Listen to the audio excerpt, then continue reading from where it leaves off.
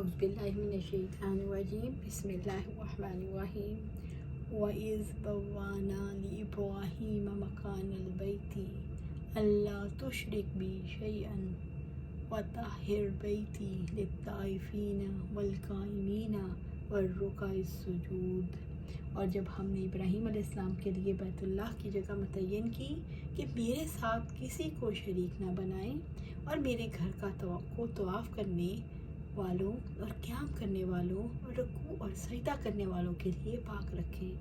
سورۃ الحج آیا 26۔ وَإِذْ بَوَّأْنَا لِإِبْرَاهِيمَ مَكَانَ الْبَيْتِ، اور جب ہم نے ابراہیم علیہ السلام کے لیے بیت اللہ کی جگہ متعین کی، بیت اللہ پر مشرکین کے قبضے کی وجہ سے اور ان کے اللہ تعالیٰ کے گھر سے اہل توحید کو روکنے کی وجہ سے یہاں بیت اللہ کی تاریخ اور تعمیر کا تذکرہ کیا گیا۔ اللہ رب العزت نے مسجد حرام سے روکنے والوں مشرکوں کو خبردار کیا کہ تم جس مقدس جگہ شرک کر رہے ہو ابتدا سے ہی اس کی بنیاد توحید پر رکھی گئی تھی۔ رب العزت نے ابراہیم علیہ السلام کو بیت اللہ کی جگہ کی نشاندہی کر کے اس کے بنانے کی اجازت دی۔ ابراہیم علیہ السلام نے اپنے بیٹے اسماعیل علیہ السلام سے مل کر بیت اللہ کو اللہ تعالیٰ کی اطاعت اور تقوی کی بنیاد پر تعمیر کیا۔ رب العزت نے آپ کو حکم دیا کہ اپنے اعمال کو اللہ تعالیٰ کے لیے خالص کریں اور اس کے ساتھ کسی کو شریک نہ کریں۔ اس آیت سے استدلال کیا گیا کہ بیت اللہ کو سب سے پہلے ابراہیم علیہ السلام نے بنایا اور اللہ تعالیٰ کے نام پر اس کی بنیاد رکھی۔ رب العزت نے فرمایا، یقیناً پہلا گھر جو لوگوں کے لیے بنایا گیا وہی ہے جو مکہ میں ہے، تمام جہانوں کے لیے بابرکت اور ہدایت ہے، اور اس میں واضح نشانیاں ہیں۔ مقام ابراہیم ہے اور جو اس میں داخل ہوا وہ امن والا ہو گیا، اور اللہ تعالیٰ کے لیے لوگوں پر اس گھر کا فرض ہے، اور جو اس کی طرف راستے کی استطاعت رکھتا ہو، اور جس نے کفر کیا تو یقیناً اللہ تعالیٰ تمام جہانوں سے بے نیاز ہے۔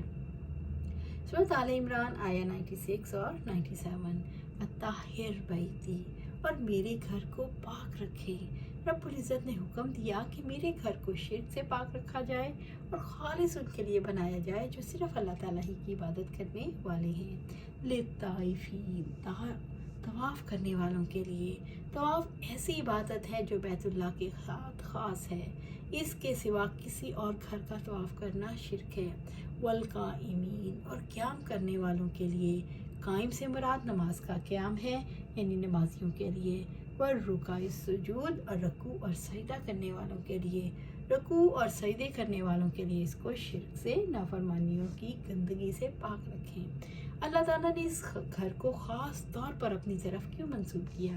اللہ تعالیٰ نے اس گھر کو شرف اور فضیلت بخشنے، بندوں کے دلوں میں اس کی عظمت کو اجاگر کرنے اور ہر جانب سے دلوں کو اس کی طرف مائل کرنے کے لیے اپنی طرف مضاف کیا، تاکہ یہ طواف کرنے والوں، اعتکاف کرنے والوں، ذکر، قرات قرآن، تعلیم اور تعلم اور دیگر عبادات کے لیے ٹھہرنے والوں کے لیے رب تعالیٰ کا گھر ہونے کے ناطے سے اپنی تطہیر اور تعظیم کے لیے عظیم ترین گھر ہو۔ رب العزت نے طواف اور نماز کو ساتھ ملایا، اس کی حکمت کیا ہے؟ طواف کو نماز کے ساتھ اس لیے ملایا گیا کہ دونوں ملے جلے بیت اللہ کے ساتھ خاص ہیں۔ بیت اللہ ہی کا طواف ہوتا ہے اور اسی ہی کی طرف نماز پڑھی جاتی ہے۔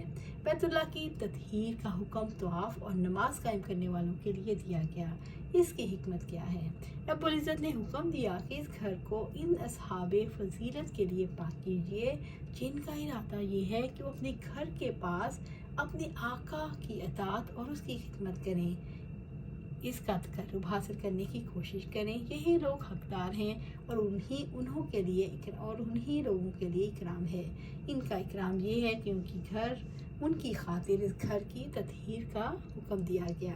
اس کی تطہیر میں لغو، آوازوں اور شور و شغب سے اس کا پاک ہونا بھی شامل ہے، جو نماز اور طواف میں مصروف لوگوں کو تشویش میں ڈالتی ہیں۔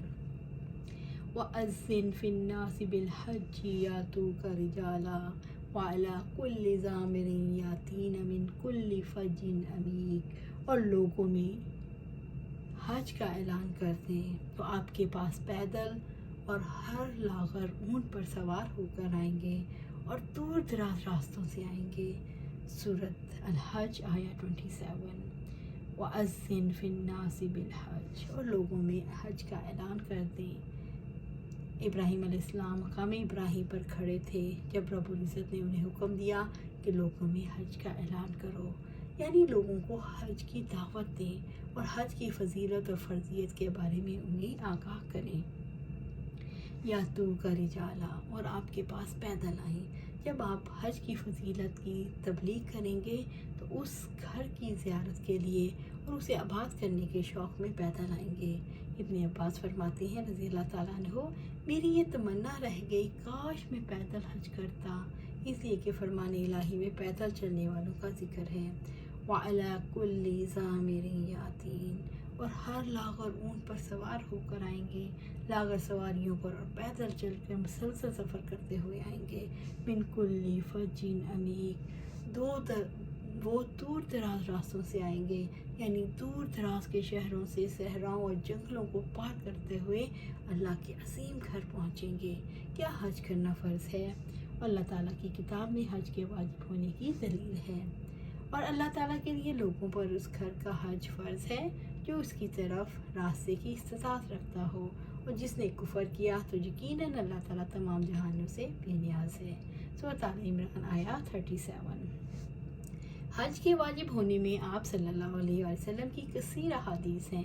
अबू हुरैरा रज़ी अल्लाह ताला अन्हु से रवायत है कि आप सल्लल्लाहु अलैहि वसल्लम ने हमसे खिताब किया और फरमाया, ऐ लोगों, अल्लाह ताला ने तुम पर हज फ़र्ज़ किया है, लिहाजा हज करो।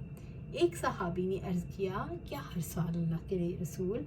आप सल्लल्लाहु अलैहि वसल्लम खामोश रहे, हत्ता कि उसने तीसरी मरतबा यही सवाल दोहराया तो आप सल्लल्लाहु अलैहि वसल्लम ने फरमाया, अगर मैं हाँ कह देता तो हर साल वाजिब हो जाता और तुम उसकी ताकत ना रखते। अबू हुरैरा रज़ी अल्लाह अन्हु ने कहा, आप सल्लल्लाहु अलैहि वसल्लम से किसी ने पूछा कौन सा काम बेहतर है? आप सल्लल्लाहु अलैहि वसल्लम ने फरमाया, अल्लाह और उसके रसूल पर ईमान लाना। पूछा गया इसके बाद? आप सल्लल्लाहु अलैहि वसल्लम ने फरमाया, अल्लाह ताला की राह में जिहाद करना। फिर पूछा इसके बाद? आप सल्लल्लाहु अलैहि वसल्लम ने फरमाया, हज मबरूर। अबू हुरैरा रज़ी अल्लाह अन्हु से रवायत है कि आप सल्लल्लाहु अलैहि वसल्लम ने फरमाया, जिस शख्स ने अल्लाह ताला की शान के लिए हज किया, ना कोई फुहश बात की और ना कोई गुनाह, तो उस दिन की तरह वापस होगा जैसे उसकी माँ ने जना था। इब्राहीम अलैहिस्सलाम ने लोगों में कैसे हज का ऐलान किया? आप इब्राहीम अलैहिस्सलाम मकाम इब्राहीम पर सफ़ा पहाड़ी पर या अबू कैस पहाड़ी पर खड़े होकर निदा दी कि ऐ लोगों, तुम्हारे रब ने एक घर अपना बना दिया है, बस तुम उसका हज करो। पहाड़ झुक गए और आपकी आवाज़ सारी दुनिया में गूंज गई, यहाँ तक कि बाप की पीठ में और माँ के पेट में जो थे उन्हें भी सुनाई दी। हर पत्थर, दरख्त और उस शख्स ने जिसकी किस्मत में हज करना लिखा था आवाज़ बुलंद पुकारा, बहुत से सल से मनकूल है। इब्न अब्बास रज़ी अल्लाह ताला ने फरमाते हैं, मेरी ये तमन्ना बाकी रह गई, काश मैं पैदल हज करता, इसलिए फरमान इलाही में पैदल चलने वालों का जिक्र है। इब्राहीम अलैहिस्सलाम, सूरत इब्राहीम में है कि आप अलैहिस्सलाम ने ये दुआ की, ऐ हमारे रब, यकीनन मैंने अपनी कुछ औलाद को तेरी हुर्मत वाले घर के पास इस वादी में आबाद किया है जो खेती वाली नहीं। ऐ हमारे रब, ताकि वह नमाज कायम करें, सो कुछ लोगों के दिल उनकी तरफ माइल कर दें और आप उन्हें फलों का रिज़्क़ दें ताकि वह शुक्र अदा करें। सूरत इब्राहीम आया 37। इब्राहीम अलैहिस्सलाम की दुआ की बरकत है कि हर मुसलमान का दिल बैतुल्लाह का मुश्ताक रहता है और दुनिया के कोशे से लोग हज और उम्रा करने के लिए आते हैं। क्या सवारी पर हज करना अफजल है या पैदल?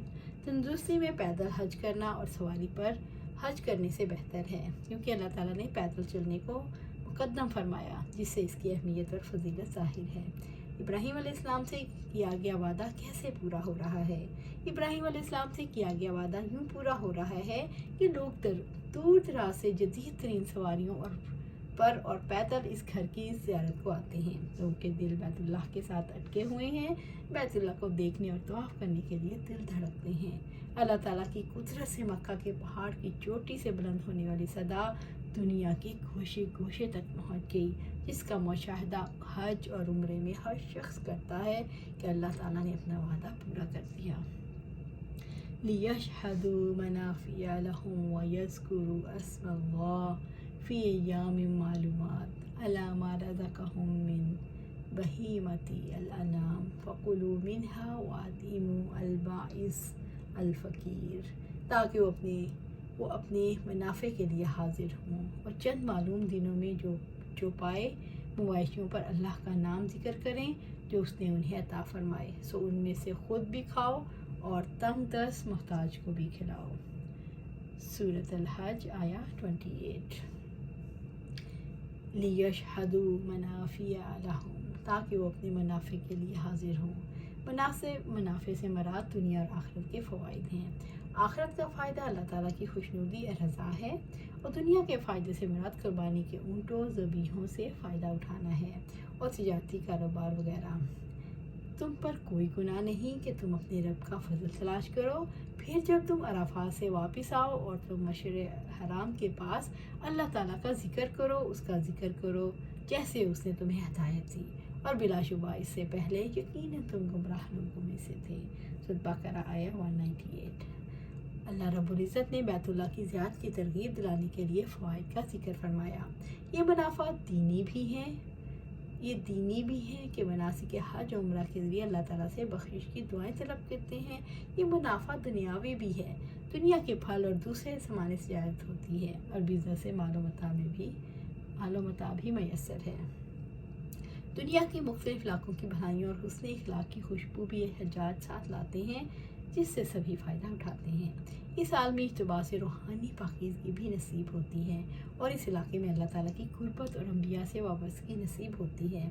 اس عالمی اجتماع سے اسلام کی بین الاقوامی وسعت کا شعور ملتا ہے۔ اس اجتماع سے عالم اسلامی کی اجتماعیت کا شعور ملتا ہے۔ اس اجتماع کی وجہ سے بہت سے دینی اور دنیاوی تجربات حاصل ہوتے ہیں۔ وَيَذْكُرُوا اسْمَ اللَّهِ، اللہ تعالیٰ کا ذکر کریں، یعنی قربانی کرتے ہوئے اللہ کا نام لیں، اس کا شکر ادا کریں، اس نے قربانیاں نصیب فرمائی، قربانیوں پر اللہ کا نام لیں۔ فی ایام معلومات، اور چند معلوم دنوں میں، اس سے مراد ذوالحجہ کے 10 دن ہیں جن کی بڑی فضیلت ہے۔ رب العزت نے فرمایا، قسم ہے فجر کی اور 10 راتوں کی۔ سورۃ فجر آیا 102۔ علی ما رزقہم من بہیمات الانعام، چوپائے مویشیوں پر جو اس نے عطا فرمائے، اس سے مراد چوپائے ہیں یعنی اونٹ، گائے، بھیڑ، بکری۔ فکلوا منہا واطعموا البائس الفقیر، سو ان میں سے خود بھی کھاؤ اور تنگ دست محتاج کو بھی کھلاؤ۔ قربانی کا گوشت خود بھی کھاؤ، گھر والوں کو، رشتہ داروں، فقراء، تنگ دست اور محتاج ضرورت مندوں کو بھی کھلاؤ۔ قربانی کا گوشت کھانا مستحب ہے۔ جابر بن عبداللہ سے روایت ہے کہ آپ صلی اللہ علیہ وآلہ وسلم نے فرمایا، ہم اپنی قربانی کا گوشت مینا میں 3 دن سے زیادہ نہیں کھاتے تھے۔ پھر آپ صلی اللہ علیہ وسلم نے ہمیں اجازت دے دی اور فرمایا، کھاؤ اور توشہ کے طور پر ساتھ بھی لے جاؤ۔ چنانچہ ہم نے کھایا اور ساتھ بھی لے گئے۔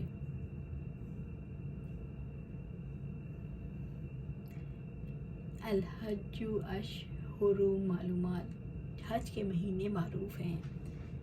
ذوالحجہ کے 10 دنوں کے فضائل میں ایک یہ بات بھی ہے، یہ معلوم مہینوں کا آخری حصہ ہے، اور وہ مہینے حج کے ہیں جن کے بارے میں اللہ تعالیٰ نے فرمایا، اور وہ شوال، ذوالقعدہ اور ذوالحج کے 10 دن ہیں۔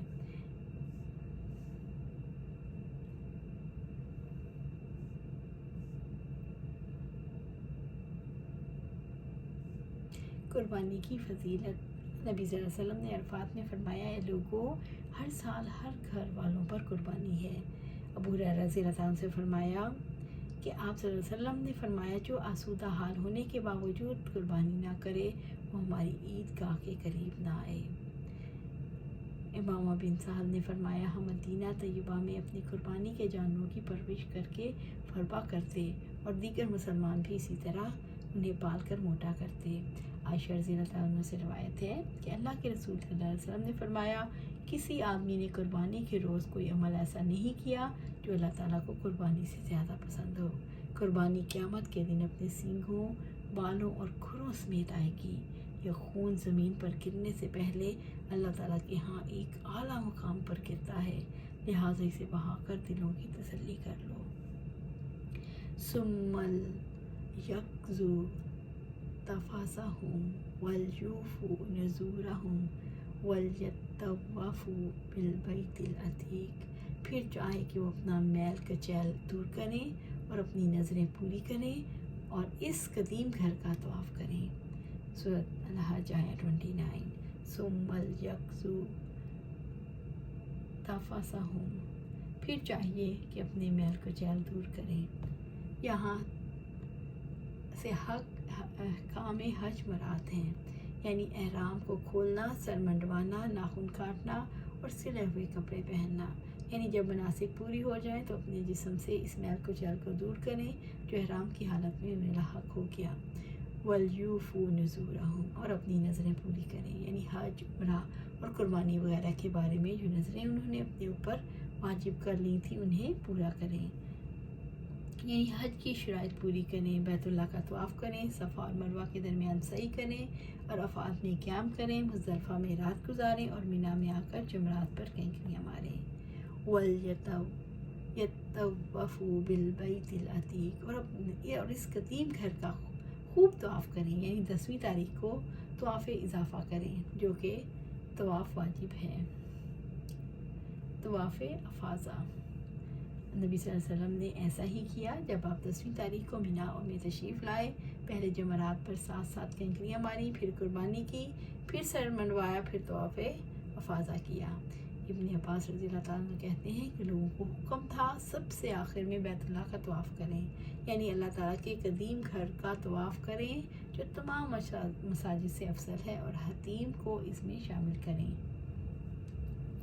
ज़ालिका वमन युअज़्ज़िम हुरुमातिल्लाह फ़हुवा खैरुल लहू इंदा रब्बिही व उहिल्लत लकुमुल अनआमु इल्ला मा युतला अलैकुम फ़ज्तनिबू अर्रिज्सा मिनल औसानी व अज्तनिबू क़ौलल ज़ूर। और जो कोई अल्लाह ताला की हुर्मतों की ताज़ीम करे तो उसके रब के नज़दीक खुद उसी के लिए बेहतर है, और मवेशी जानवर तुम्हारे लिए हलाल कर दिए गए सवाए उनके जो तुम्हें पढ़कर सुनाए जाते हैं। बस तुम बुतों की गंदगी से इज्तनाब करो और झूठी बात से परहेज़ करो। सूरत हज आया 30। ज़ालिका, ये वो अहकाम हैं जो आपको बताए जा चुके। वमन युअज़्ज़िम हुरुमातिल्लाह फ़हुवा खैरुल लहू इंदा रब्बी, और जो कोई बैतुल्लाह की हुर्मतों की ताज़ीम करे वो इसके रब के नज़दीक खुद उसी के लिए बेहतर है। अल्लाह ताला के अहकामात में उसकी हुर्मतों की ताज़ीम भी है और अल्लाह ताला के कुर्ब का ज़रिया भी, और अल्लाह ताला को बहुत पसंदीदा है कि मोमिन के लिए दीन और दुनिया में खैर का बाइस है, और इस पर रब्बुल इज़्ज़त इसे बेहद सवाब अता फरमाए। अल्लाह ताला की हुर्मतों से क्या मुराद है? अल्लाह ताला की हुर्मत से मुराद वो अमूर हैं जो अल्लाह के यहाँ मुहतरम हैं और जिनके एहतराम का उसने हुक्म दिया, यानी इबादात, मसलन तमाम मनासिक हज, हरम, एहराम, बैतुल्लाह को भेजे गए कुर्बानी के जानवर, तमाम इबादात जिनको कायम करने का अल्लाह ताला ने अपने बंदों को हुक्म दिया। बस उनकी ताज़ीम ये है कि दिल से उनकी तौक़ीर और उनके साथ मोहब्बत की जाए और किसी तहकीर, सुस्ती और बेदिली के बगैर उनमें अबूदियत की तकमील की जाए। फ़ज्तनिबू अर्रिज्सा मिनल औसान, बस तुम बुतों की गंदगी से इज्तनाब करो, यानी बुतों और बातिल माबूदों की खबासत और गंदगी से बचो। अल्लाह रब्बुल इज़्ज़त ने की बंदों पर रहमत है कि उसने तज़किये के लिए शिर्क को हराम किया। वाज्तनिबू क़ौल ज़ूर, और झूठी बात से परहेज़ करो। रब्बुल इज़्ज़त की रहमत है कि उसने तज़किया के लिए झूठी बात को हराम करार दिया, यानी हराम बातों से इज्तनाब करो। तमाम हराम अक़वाल झूठे कलाम में शुमार होते हैं। हमने उनकी इबादत नहीं की, हम तो उनकी इबादत नहीं करते मगर इसलिए कि वो हमें अल्लाह ताला के करीब कर दें, अच्छी तरह करीब करना, और ये कि फ़रिश्ते अल्लाह की बेटियां हैं। झूठ शिर्क की तरह गंदा है, इसमें झूठी गवाही भी शामिल है। अल्लाह सुब्हानहू तआला से दुआ है कि हमें झूठ से बचा के रखे। झूठ मुनाफिक की निशानी है, मुनाफ़क़त हमें दोज़ख की तरफ ले जाएगी। मुनाफ़क़त से बचाए अल्लाह सुब्हानहू तआला, झूठ से बचाए, शिर्क से बचाए, झूठी बात से बचाए। अल्लाह सुब्हानहू तआला हमें कुरान और सुन्नत के मुताबिक ज़िंदगी गुजारने की तौफ़ीक दे और उस पर इस्तक़ामत दे। आमीन या रब।